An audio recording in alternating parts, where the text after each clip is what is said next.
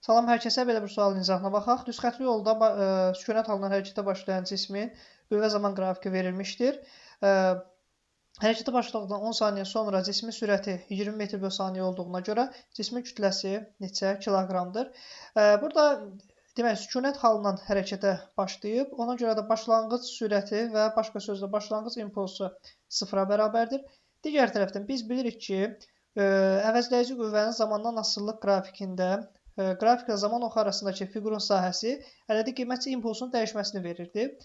İmpuls nəyə bərabərdir? Son impuls dəyişməsi nəyə bərabərdir? Son impuls çıx başlanğıc impuls bərabərdir delta P-yə. Burada başlanğıc impuls nədir? P0.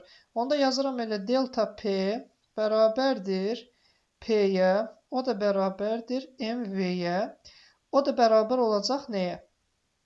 O da bərabər olacaq bu fiqurun sahəsinə. Yəni, qısacası yazıram ki, MV, yəni impulsumuzun dəyişməsi MV bərabərdir bu fiqurun sahəsi. Bu fiqurda trapesiya olduğundan sahəsini asanlıqla hesablamaq olar. Yəni, S bərabərdir. Oturacağın sahəsi, oturacaqların üzr istəyirəm, uzunluqları cəmi, yəni 10 plus 3 böl 2 vurulsun 40-a, o da bərabərdir 13 vurulsun 20-yə, o da bərabərdir 260-a. Yəni, bu fiqurun sahəsi 260-a bərabərdir.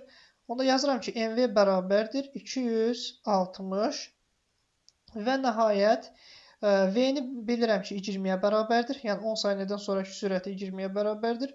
Onda yazıram ki, 20M bərabərdir 260-a, M də bərabərdir 13-ə. Cavab eləyir D bəndi. Bəyənib abunə olmağı unutmayın. Çox sağ olun.